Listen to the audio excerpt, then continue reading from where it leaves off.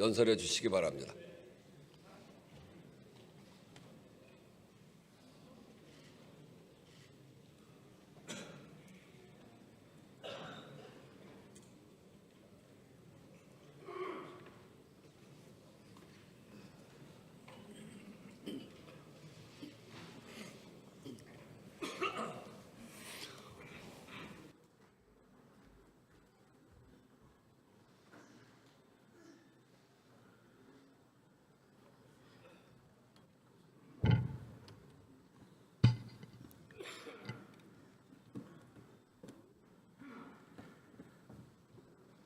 존경하는 국민 여러분, 우원식 국회의장과 동료 의원 여러분, 김민석 국무총리와 국무위원 여러분, 국민의힘 당대표 장동혁입니다. 지난달 다보스 포럼에서 세계 경제 포럼이 발표한 2026 글로벌 리스크 리포트에는 세계가 벼랑 끝에 있다라는 제목이 붙어 있습니다. 1,300명의 세계 각계 전문가를 대상으로 한 설문에서 향후 2년간 세계가 안정될 곳이라고 응답한 비율은 10%밖에 되지 않았습니다. 제재, 규제, 공급망 무기화와 같은 경제, 정치적 수단들이 들면서 지경학적 대립과 국가 간 무력 충돌이 확대되고 다자주의 후퇴와 보호주의 심화가 전통적 국제관계와 무역 투자를 위협하고 있다고 분석했습니다. 유엔 창설 이후 80년 동안 유지되어 온 규범 기반의 국제 질서가 흔들리면서 법보다 힘이 앞서는 패권 경쟁의 시대로 가고 있는 것입니다. 미국의 베네수엘라 마두로 대통령 체포는 세계가 직면한 패권 경쟁의 단면이라고 할 수 있습니다. 베네수엘라는 중국이 남미의 영향력을 확대하는 베이스 캠프 역할을 해왔습니다. 중국은 베네수엘라 수출 원유의 80%를 수입하고 중국 위안화로 석유 거래를 해서 미국의 페트로달러 체제를 위협하기도 했습니다. 통신망과 주민 감시 시스템, 군사 방공망에 이르기까지 마두로를 등에 업은 중국의 영향력은 막강했습니다. 미국은 마두로 체제를 무너뜨림으로써 베네수엘라에 대한 중국의 영향력을 사실상 제거했습니다. 결국 베네수엘라 사태는 남미에서 중국의 영향력 확대를 막기 위한 미국의 패권주의 전략으로 봐야 할 것입니다. 한치 앞을 볼 수 없는 이란 사태 역시 미국과 중국의 지경학적 패권 구도에 주목해야 합니다.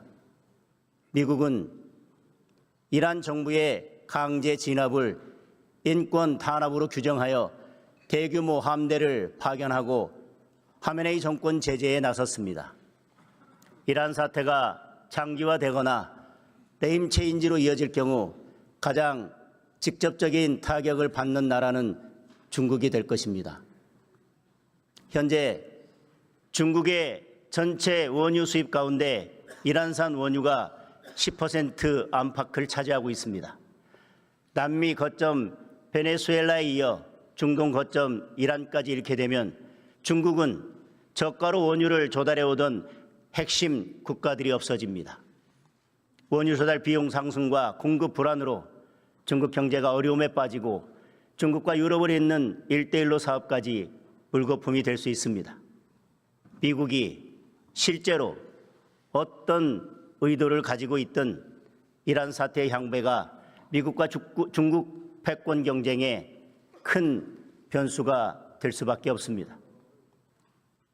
그렇다면 지금 대한민국의 상황은 어떻습니까? 지난 1월 27일 트럼프 대통령은 한국에 대한 상호 관세를 25%로 되돌리겠다고 밝혔습니다. 국회의 비준 지연을 이유로 댔지만 그것이 전부가 아니라는 사실을 모두가 알고 있습니다. 미국 하원 공화당 법사위원회는 관세 인상 발표 직후 쿠팡과 같은 미국 기업을 부당하게 표적으로 삼으면 이런 일이 벌어진다라는 입장을 공식 계정에 올렸습니다. 미국 펜스 부통령은 김윤석 총리에게 쿠팡 사태부터 따졌고 트럼프 2기 인수위에도 관여했던 조 론스데일 펠런티어 창업자는 이재명 대통령이 중국의 이익을 위해 한국 근로자들과 성장 무역 관계를 희생할 것인지 결정해야 한다라고 주장했습니다. 쿠팡 사태가 한 기업의 문제를 넘어 통상 마찰의 뇌관이 된 것입니다. 이는 미국과 중국의 패권 경쟁 tum바구니에서 대한민국의 선택을 묻는 상징적인 사건이라고 할 수 있습니다. 미국은 쿠팡에 대한 과도한 제재가 중국 시커머스의 한국 시장 잠식으로 이어질 것이라는 우려를 드러내고 있습니다. 동맹국인 한국의 데이터 주권, 유통 주권이 중국으로 넘어갈 수 있다고 보고 있습니다. 이를 미국의 이익에 반하는 중대한 침해라고 인식하고 있습니다. 물론 쿠팡의 개인정보 유출은 비판받아 마땅하고 상응하는 처벌이 이루어져야 합니다. 하지만 어설프고 감정적인 접근으로는 국익도 국민 안전도 지켜낼 수 없습니다. 지금 미국은 자국의 이익을 지키기 위해서라면 가능한 모든 수단을 동원하고 있습니다. 더불어민주당이 일방 통과시킨 정보통신망법 개정안에 대해 미국 국무부는 미국 기반 온라인 플랫폼 사업에 부정적인 영향을 미치고 표현의 자유를 약화시킬 수 있다면서 공식적인 반대 입장을 내놓았습니다.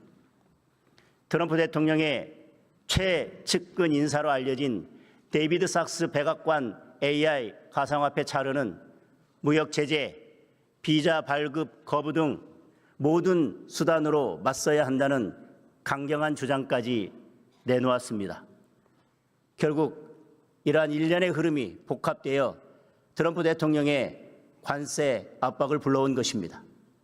베네수엘라는 델타 포스를 보내고 이란에는 함대를 보냈지만 한국에는 관세 폭탄을 떨어뜨린 것입니다. 대무역 의존도가 높은 우리로서는 이러한 비군사적 제재가 훨씬 더 심각한 타격이 될 수 있습니다. 당장 지난해 현대 기아 자동차는 25% 관세를 적용받는 동안 7조 2천억 원의 천문학적인 관세 비용을 감당해야 했습니다. 통상 협상을 제대로 매듭짓지 못하면 우리 경제는 치명상을 입게 될 것입니다. 미국의 자국 우선주의가 옳으냐 그르냐 그런 문제를 따질 상황이 아닙니다. 눈앞에 닥친 현실을 인정하고 서둘러 대책을 세워야 합니다.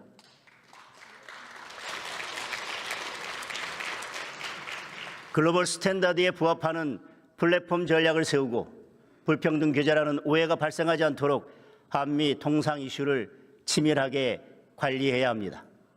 이재명 대통령의 실용 외교가 정말 실용적인지도 점검해 봐야 합니다. 미국 가서 땡큐하고 중국 가서 쉐시하는 외교는 실용 외교라 할 수 없습니다.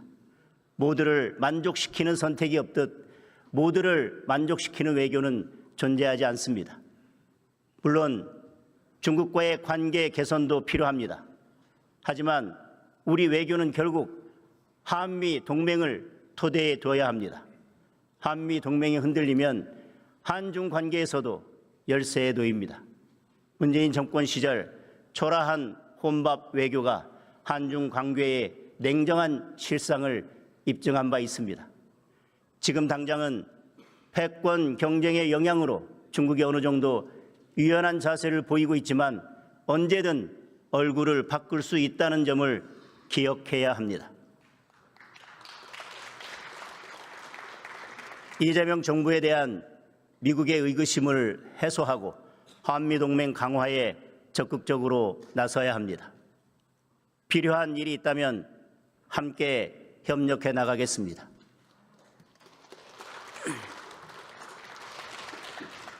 우크라이나 전쟁이 끝나면 미국이 주도하는 재건 사업이 시작될 것입니다.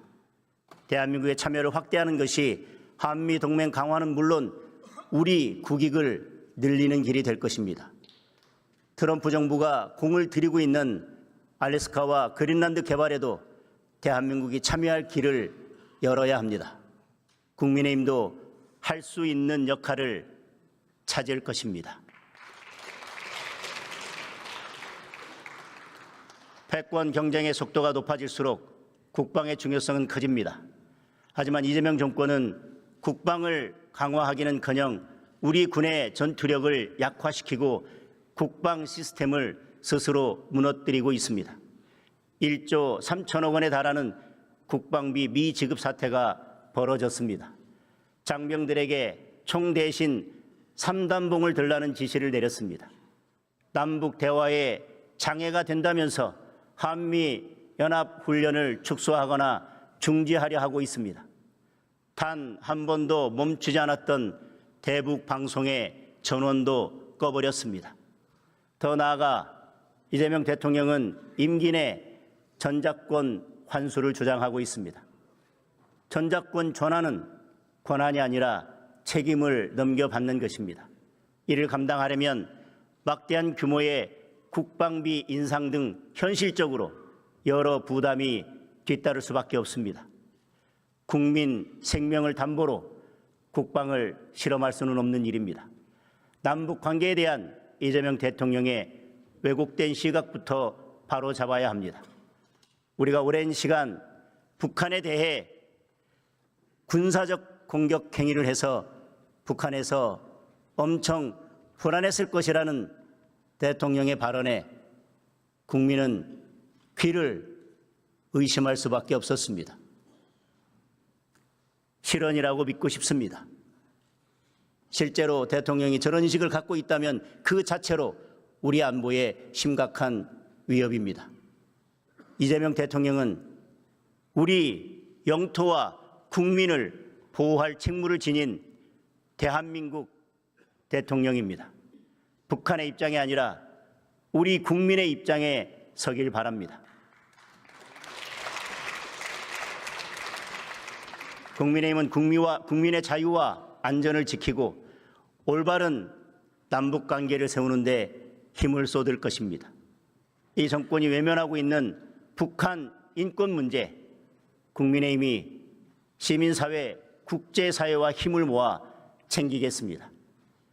장기적이고 합리적인 전작권 전환 스케줄을 우리 당 차원에서 준비하여 제시하겠습니다.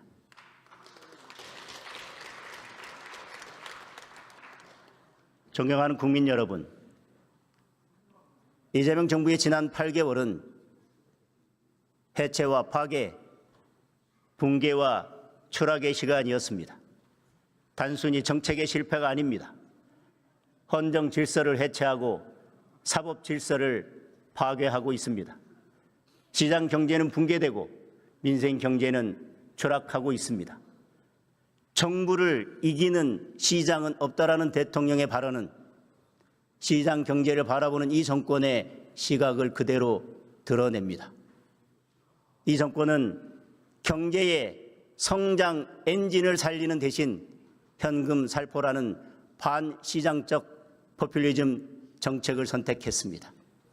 시장 경제의 원칙을 부정하고 이재명식 기본사회로 가는 확장 재정을 밀어붙이고 있습니다. 그 결과는 어떻습니까?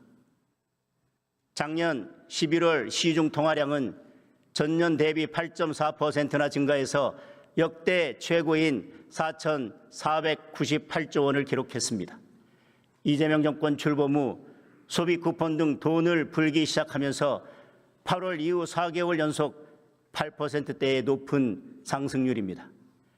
GDP 대비 통화량 비율은 150%를 넘어서 70%대를 기록하는 미국에 비해 돈이 2배 이상 더 풀렸습니다. 과도하게 풀린 돈은 고환율, 고물가를 불러왔습니다. 환율은 1,500원대에 육박하고 있고 우리 원화의 가치는 급격히 떨어지고 있습니다. 국제결제은행 BIS 발표에 따르면 우리 원화의 실질 실효 환율은 주요 64개국 가운데 63위입니다. 2024년 이후 선진국과 신흥국 모두 통화가 안정됐지만 원화 가치는 10% 넘게 떨어져서 2009년 글로벌 금융위기 이후 최저 수준으로 폭락했습니다. 환율 폭등으로 수입 물가는 6개월 연속 상승하고 있고 중소기업들은 원가 상승에 직격탄을 맞고 있습니다. 물가는 천정부지입니다. 쌀값은 전년 대비 18.9%나 올랐습니다. 사과 19.6%, 귤 15.1% 등 과일값도 크게 올랐고 돼지고기, 소고기도 4% 넘게 올랐습니다. 경유 10.8%, 휘발유 5.7% 등 기름값도 크게 올랐습니다. 삼겹살, 김밥, 쌀국수 같은 서민 외식 물가도 5%대의 높은 인상률을 기록했습니다. 과도하게 풀린 돈에 무모한 부동산 정책이 더해지면서 주거 비용도 치솟고 있습니다. 지난달 서울 아파트 평균 매매 가격은 1년 전보다 무려 19.3%나 오른 15억 2,162만 원을 기록했습니다. 평균 전세 가격도 6억 6,948만 원으로 1년 전보다 5.8%나 뛰었습니다. 월세가 급격히 늘어 주택월세 비중이 62.7%까지 치솟았고 서울 아파트 월세 가격은 1년 사이에 13만 원 이상 올라 평균 147만 6천 원을 기록했습니다. 집을 팔기도 어렵고 사기는 더 어렵고 전세는 사라지고 월세는 폭등하는 3중 4중의 부동산 대란이 벌어지고 있습니다. 그런데도 이재명 대통령은 틈만 나면 추경을 거론하며 돈을 더 풀 궁리만 하고 있습니다. 뿌릴 돈이 부족하니 이제 설탕세까지 걷겠다고 합니다. 소금세, 김치세까지 나오지 않을까 걱정입니다. 이미 우리는 과도한 돈 풀기의 역습을 경험하고 있습니다. 소비 쿠폰에 잠시 좋았던 국민은 폭등한 물가로 몇 배의 혹독한 고통을 겪고 있습니다. 통화량 증가로 인한 고환율과 원화 가치 하락은 우리 경제의 기초 체력을 약화시키고 있습니다. 만약 이재명 대통령이 지방선거를 앞두고 또다시 매표용 돈 풀기에 나선다면 우리 경제는 회복이 어려운 치명상을 입을 수도 있습니다. 지금 정부가 해야 할 일은 현금 살포가 아니라 물가, 환율, 부동산 같은 기본부터 챙기고 서둘러 산업구조 혁신에 나서는 것입니다.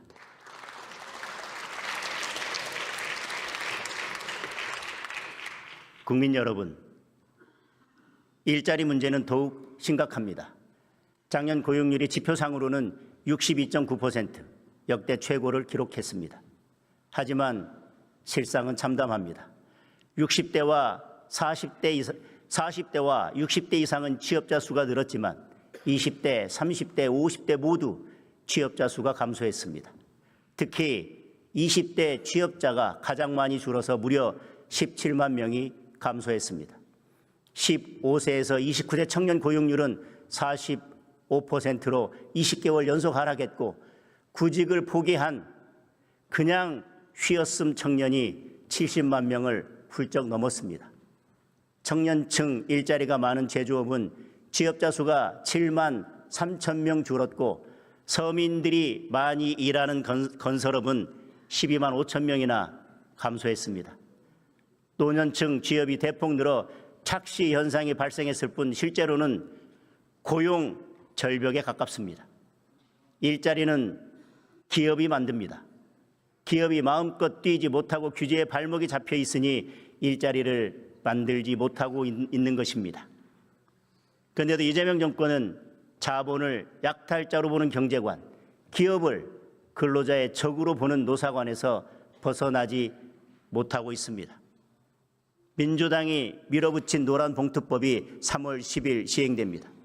노조가 불법 파업을 해도 기업은 속수무책이 됩니다. 공장을 늘리거나 생산 라인을 변경하는 경영 전략도 노조가 마음만 먹으면 파업의 대상이 될 수 있습니다. 대기업은 수천 개에 달하는 협력업체 노조들과 1년 내내 단체 교섭을 해야 할 판입니다. 이미 민주노총 금속노조 소속 하청업체 100여 곳이 법도 시행되기 전에 원청업체의 단체 교섭을 요구하고 나섰습니다. 민주노총은 정부와 공공기관 산하 공무직과 용역 근로자 노조의 원청 직접 교섭 지침을 내린다고 합니다. 각 부처 장관들을 협상 테이블에 불러앉히겠다는 것입니다. 이런 마당에 어느 기업이 투자를 늘리고 일자리를 늘릴 수 있겠습니까? 한국에서 철수할 수 있다라는 주한 유럽 상공회의소의 입장문이 현실로 다가올 수도 있습니다. 이재명 정권은 강력한 자사주 소각을 담은 3차 상법 개정도 추진하고 있습니다. 소액주주 권익 보호는 당연히 필요하지만 자금 여력과 대응 수단이 부족한 중소, 중견 기업들은 경영 불안을 걱정할 수밖에 없습니다. 특수고용, 프리랜서 등 플랫폼 노동자를 보호하겠다면서 근로자 추정제를 담은 근로기준법 개정도 추진한다고 합니다. 인건비 부담이 가중되어 소비자 물가 인상으로 이어지고 신규 투자와 고용이 위축될 것이라는 우려가 나오고 있습니다. 기업에 손발을 묶으면 일자리는 당연히 줄어듭니다. 빈대 잡으려고 초가삼간 태울 수는 없습니다. 국민의힘은 노란봉투법 시행을 1년 유예하는 개정안을 당론으로 발의했습니다. 상법과 근로기준법도 변화하는 현실에 맞춰서 근로자를 보호하면서도 기업의 어려움을 줄이는 방향으로 대안을 마련하겠습니다. 존경하는 국민 여러분,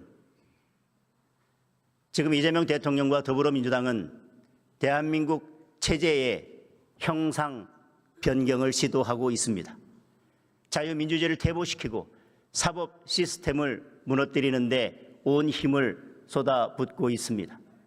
국회는 민생 정책을 경쟁하는 토론의 장이 아니라 정적을 제거하고 야당을 단합하는 입법 독재의 전당이 됐습니다.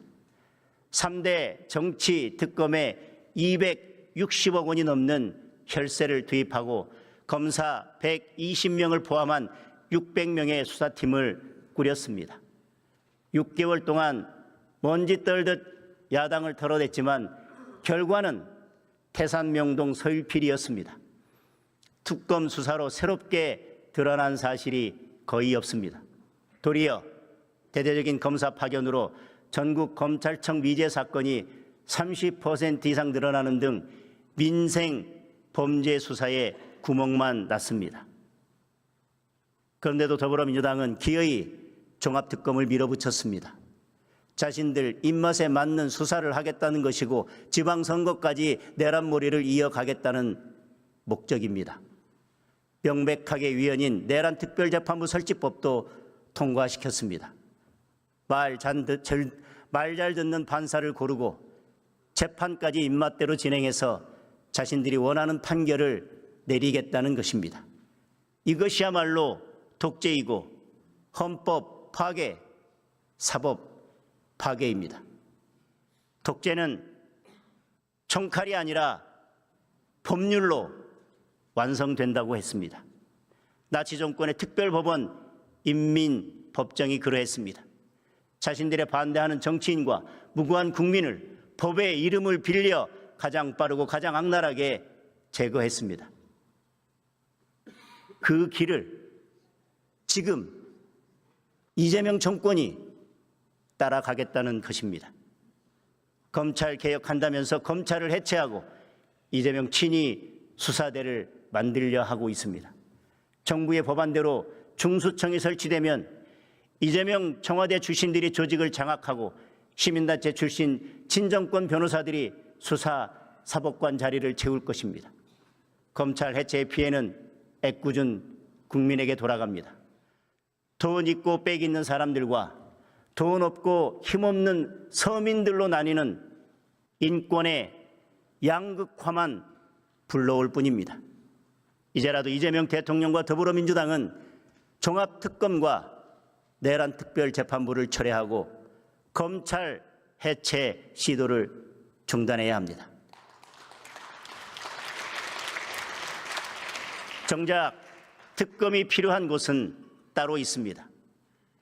이재명 대통령은 본인 재판을 다 멈춰 세운 것도 모자라서 대장동 공범들에 대한 검찰 항소까지 포기시켰습니다.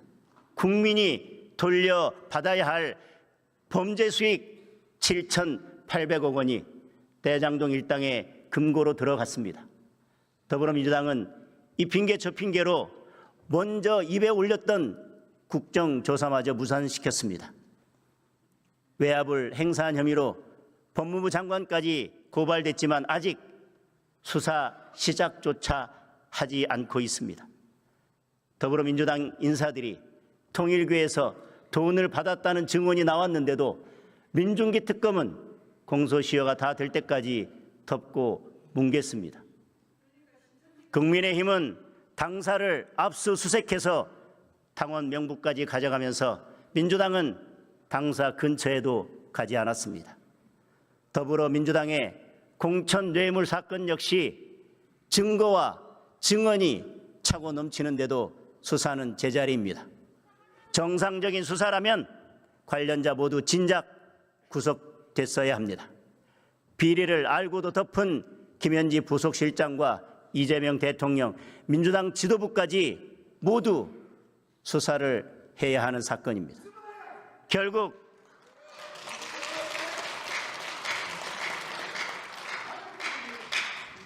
이 세 사건 모두 특검으로 진상을 규명할 수밖에 없습니다. 이렇게 살아있는 권력을 수사하라고 만든 제도가 특검입니다. 떳떳하다면 특검을 받지 않을 이유가 없습니다. 특검을 거부한다면 스스로 범인임을 자백하는 것입니다. 종합특검이 아니라 항소 포기 특검, 민주당 통일교 게이트 특검, 민주당 공천 뇌물 특검, 3대 특검을 실시해야 합니다. 국민의힘은 3대 특검을 끝까지 관철시킬 것입니다.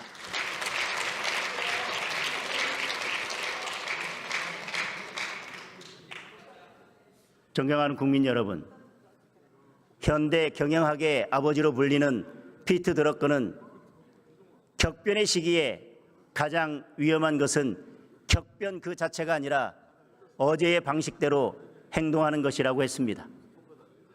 이재명 정권은 어제에 머물러 있지만 대한민국은 내일로 나아가야 합니다. 국민의힘이 내일로 가는 길을 앞장서서 열겠습니다. 먼저 노력이 빛나는 나라를 만들겠습니다. 이재명 정권은 노력하면 바보가 되는 나라를 만들고 있습니다. 국민의힘은 땀 흘려 노동한 국민이 더 큰 경제적 풍요를 누리고 치열한 경쟁에서 더 나은 성과를 거둔 사람들이 더 좋은 직장, 더 많은 소득을 얻을 기회를 가지는 나의 노력이 성공으로 돌아오는 나라를 만들겠습니다. 이를 위해 노동이 존중받는 사회를 열어갈 것입니다. 9to6 연공 서열 중심의 경직된 노동시장으로는 자율과 창의가 중시되는 AI 시대에 살아남을 수 없습니다. 노동시장의 유연성을 높이는 동시에 기업의 고용 책임을 강화하고 거대 노동조합의 투쟁 일변도 체질도 개선해야 합니다. 국민의힘은 노동의 가치를 높이는 정책에 집중하겠습니다. 열심히 일하는 직장인들이 과도한 세금 부담에 시달리지 않도록 근로소득세 기본 공제 상향, 소득세법 개정 등 유리지갑 지키기 패키지 정책을 마련하겠습니다. 우리 청년들이 좋은 일자리에서 더 열심히 일할 수 있도록 청년 채용을 늘리는 기업의 세제 지원을 강화하는 조세특례 제한법 개정 등 고용혁신 정책을 추진하겠습니다. 기업이 니즈에 맞춰 근로자를 선택하듯 근로자도 자신의 삶에 맞는 노동 형태를 선택할 수 있어야 합니다. 변화하는 노동시장 트렌드에 맞춘 근로기준법 개정으로 근로자들의 일할 자유와 권리를 보장하겠습니다. 동시에 기업의 자유를 확장하고 미래 산업의 날개를 달아주겠습니다. 기업이 뛸 수 있는 운동장이 넓어져야 투자가 늘고 경제가 살아나고 일자리가 늘어납니다. 법인세 최고 세율을 글로벌 스탠다드에 맞게 인하해서 우리 기업들의 경쟁력을 높이겠습니다. 신기술, 신산업은 창의와 혁신에서 출발합니다. 네거티브 규제 방식으로의 대전환으로 신산업 기업들이 마음껏 뛰며 내일을 열어갈 수 있도록 만들겠습니다. 현재 각 지역에서 운영 중인 규제자의 특구를 메가 프리존으로 확대해서 미래 산업이 지방 성장의 동력이 되도록 하겠습니다. 규제는 풀고 지원은 늘리고 정부의 간섭은 최소화하는 규제 혁신 기준 국가제를 도입하여 파격적인 투자를 끌어내겠습니다. 둘째, 청년의 꿈이 이루어지는 나라를 만들겠습니다. 국민의힘은 우리 청년들이 힘차게 미래를 열어갈 수 있도록 2030 생애 주기별 정책 패키지를 추진하겠습니다. 대학생과 취업준비생, 사회초년생과 신혼부부에 이르기까지 삶의 단계별 핵심 니즈를 해결해주는 정책 패키지입니다. 먼저 진입기에 있는 대학생과 취업준비생들을 위해 걱정 없는 출발을 지원하겠습니다. 청년 주거 바우처를 대폭 개선하여 생색내기에 그치고 있는 현행 월세 지원 제도를 전면 개조하겠습니다.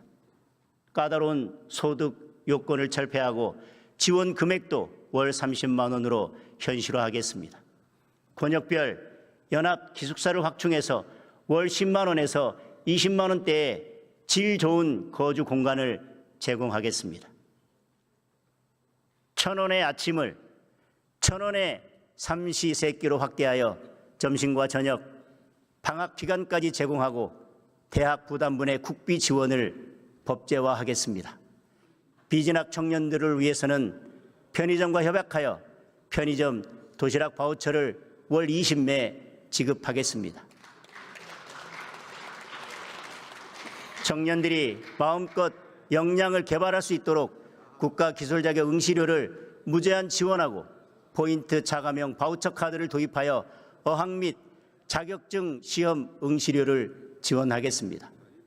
도약기에 접어든 사회 초년생들에게는 공정한 기회와 자산 형성을 지원하겠습니다.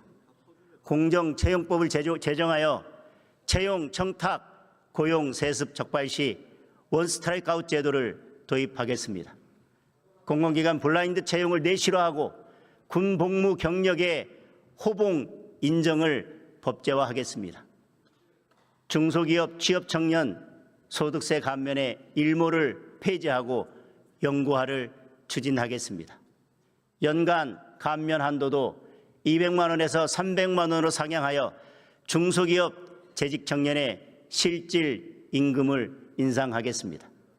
결혼과 출산을 준비하는 안정기의 청년들에게는 보다 안정된 삶의 기반을 지원하겠습니다. 신규 공급되는 공공임대주택 및 매입 임대 물량의 30%를 청년과 신혼부부에게 의무 배정하도록 공공임대 쿼터제를 법제화하겠습니다. 공공임대 입주 시 보증금을 전액 1% 저리 대출로 전환하거나 보증금 없이 월세만 내는 모델을 도입하겠습니다. 셋째, AI 주권을 강화하고 에너지 믹스 대전환을 추진하겠습니다. AI 산업은 대한민국의 생존이 걸린 미래 산업입니다. 과도한 윤리 규제로 우리 기업의 발목을 잡으면 대한민국은 글로벌 빅테크 기업들의 기술 식민지가 될 것입니다. 규제에 갇힌 AI 산업과 데이터 산업의 족쇄를 풀고 원전 생태계 활성화에 정책을 집중하겠습니다. 글로벌 스탠다드에 맞춰 규제를 혁파하고 우리나라가 글로벌 스탠다드를 선도할 수 있도록 외교적, 산업적 지원도 함께 펼치겠습니다. 최근 현대자동차의 휴머노이드 로봇 아틀라스를 둘러싸고 현대판 러라이트 논쟁이 거세게 일어나고 있습니다. 기계를 파괴해도 산업혁명을 막을 수 없었듯 AI와 로봇으로 가는 노동시장의 미래를 거역하기는 어렵습니다.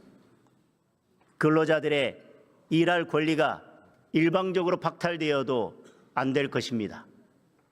우리 근로자들이 더 안전하고 더 가치 있는 일을 할 수 있도록 공정한 전환의 사다리를 놓아야 합니다.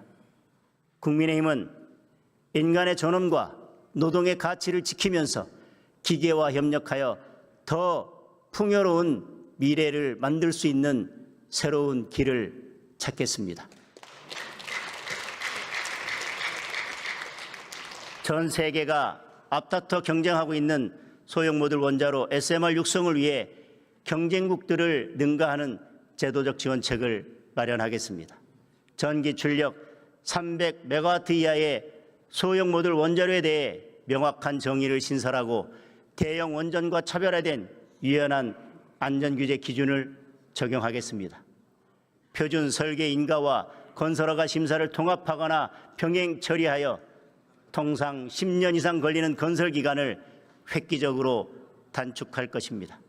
한국형 ISMR의 실증을 위해 SMR 규제 자유 특구를 지정하여 기술 개발과 상용화의 속도를 높이겠습니다.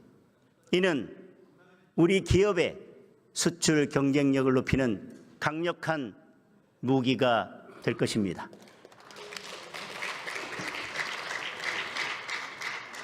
넷째, 인구 위기 극복을 넘어 인구혁명을 이뤄내겠습니다.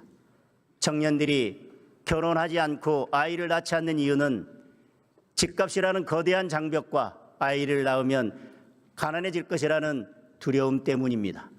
출산이 경제적 부담이 아니라 경제적 기회가 되도록 발상을 완전히 바꾸어야 합니다. 신혼 혼인신고일 기준 3년 이내에 무주택 신혼부부를 대상으로 가족 드림 대출을 시행하겠습니다. 헝가리는 결혼하면 대출해주고 아이를 낳으면 탕감해주는 정책으로 혼인과 출산을 획기적으로 늘렸습니다. 우리라고 못할 이유가 없습니다. 최대 2억 원 한도의 주택 구입 및 전세 자금을 1% 초저금리로 대출해주고 첫째 출산 시 이자 전액 면제, 둘째 출산 시 대출 원금의 30% 탕감, 셋째 출산 시 대출 원금 전액을 탕감하는 파격적 제도입니다. 주택 도시기금 여유 자금을 재원으로 최우선 활용하고 필요한 경우 인구혁명 특별 회계를 신설하겠습니다. 이는 비용이 아니라 대한민국을 지속 가능하게 만들 가장 확실한 투자가 될 것입니다.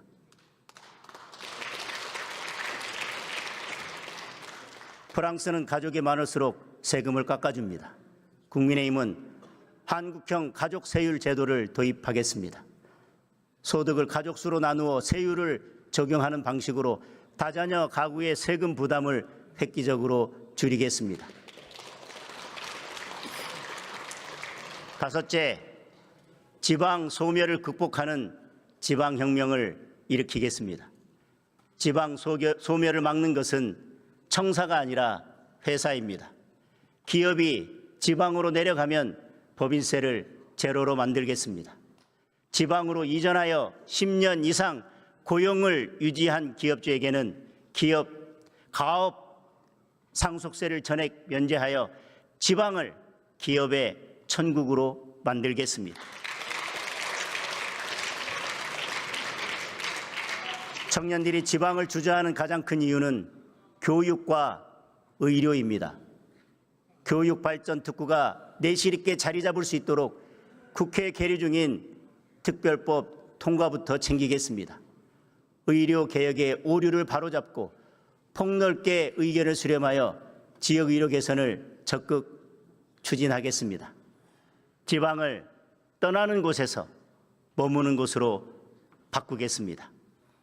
서울 사람이 지방에 집을 사면 투기꾼 취급하고 징벌적 세금을 매기는 정책으로는 지방의 빈집을 채울 수 없습니다. 수도권 은퇴자들이, 여유 있는 청장년들이 지방의 세컨드홈을 마련할 수 있게 해줘야 합니다. 국민의힘은 지방 활력형 세컨드홈 정책을 추진하겠습니다. 6억 원 이하의 주택을 지방에 취득하면 세금 걱정 없이 주말 농장도 하고 개인 작업실도 만들 수 있게 길을 터주겠습니다. 낡은 빈집을 고쳐서 살겠다면 리모델링 비용을 국가가 지원하겠습니다.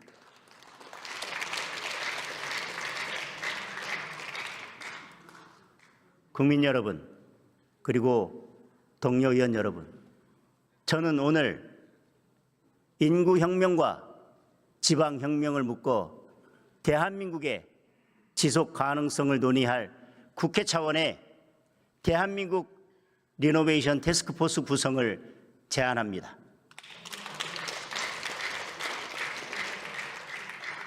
혁명적 인구정책과 지방정책이 아니고는 인구 절벽도 지방 소멸도 막을 길이 없습니다.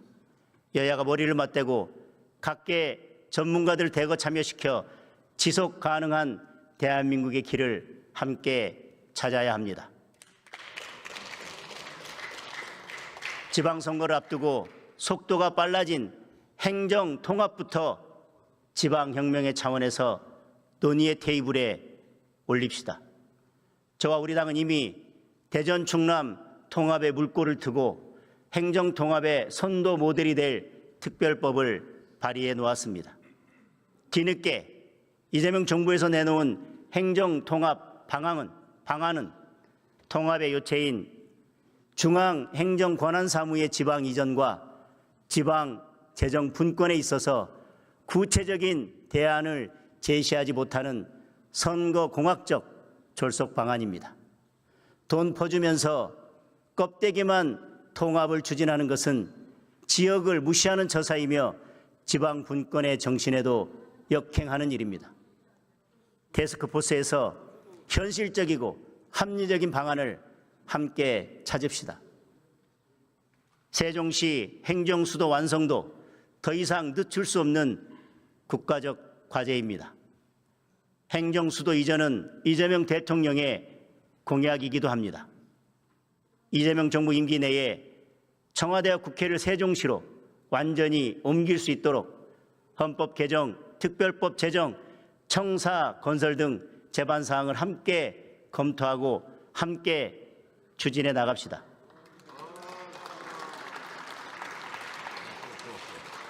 지방혁명과 인구혁명의 길을 찾기 위해 여야가 지혜를 모아 나간다면 지금껏 제1 못하고 있는 22대 국회가 나라와 국민을 위해 제대로 일하는 첫걸음이 될 것입니다. 마지막으로 국민의힘은 기득권을 먼저 내려놓고 정치개혁에 박차를 가하겠습니다. 국회의원 불체포 특권 요건을 대폭 축소해서 중대비리, 부패, 선거 범죄에 대해서는 국회 동의 없이도 사법 절차가 작동하도록 하겠습니다. 구태정치 재발을 막는 법률 정비도 추진하겠습니다. 안건 조정위를 무력화하는 편법을 막고 숙려 기간 및 필리버스터 보장을 강화하는 국회법 개정, 상임위 관련 기업과 단체로부터 금품 수수를 전면 금지하는 부정청탁 및 금품 등 수수의 금지에 관한 법률 개정, 고위공직자의 신상 공개를 의무화하는 공직자윤리법 개정, 국회의원 보좌진에 대한 갑질을 방지하는 국회법 개정, 고위공직자의 권력형 2차 가해를 처벌하는 성폭력 처벌법 개정 등 구태정치 청산 5대 입법을 추진하겠습니다.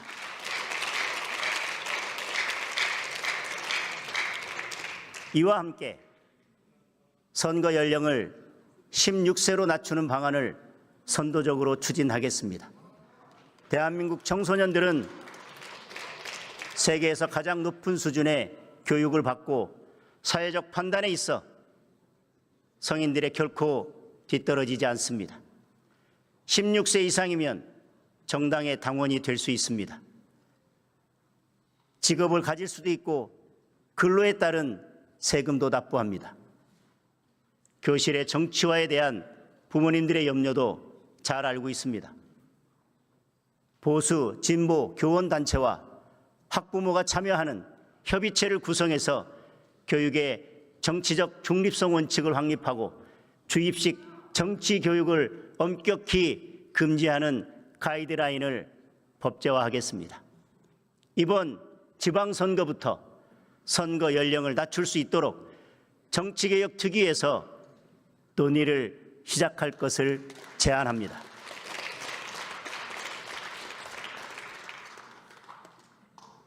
국민 여러분, 저는 오늘 이재명 대통령에게 다시 한번 영수회담을 요청합니다. 지금은 이재명 정부의 골든타임입니다. 더 이상 허비할 시간이 없습니다. 저는 이재명 정부의 실패를 바라지 않습니다. 정부의 실패가 나라의 쇠퇴와 국민의 좌절로 이어지는 것을 뼈저리게 보아왔기 때문입니다. 정쟁이 아니라 민생 경제의 어려움을 알리고 함께 해결책을 논의하는 자리가 되기를 바라는 마음입니다. 국민들의 걱정이 큰 물가와 환율 문제, 수도권 부동산 문제, 미국의 통상 압력 문제 등 민생 현안을 중심으로 국민의 목소리를 전하고 우리 당의 대안도 설명하겠습니다. 특검 추진 등 정치 현안도 허심탄회하게 논의했으면 합니다. 대통령과 제1야당 대표가 마주 앉아 현안을 논의하는 것만으로도 국민의 불안을 덜어드릴 수 있을 것입니다. 대통령께서 야당 대표 시절에 8차례나 영수회담을 제안한 것도 그런 이유였을 것이라고 생각합니다. 존경하는 국민 여러분, 미래학자 엘빈 토플러는 미래는 예측하는 것이 아니고 상상하는 것이라고 했습니다. 자유와 정의가 강물처럼 흐르는 나라, 나라의 번영이 국민의 풍요로 이어지는 나라, 전국 어디에 살든 안심하고 행복을 누릴 수 있는 나라, 남북이 하나 되어 더 큰 미래로 웅비하는 나라, 제가 상상하는 대한민국의 미래입니다.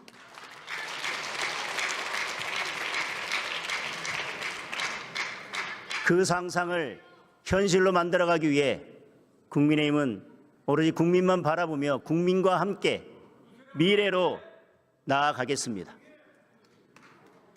경청해 주셔서 감사합니다.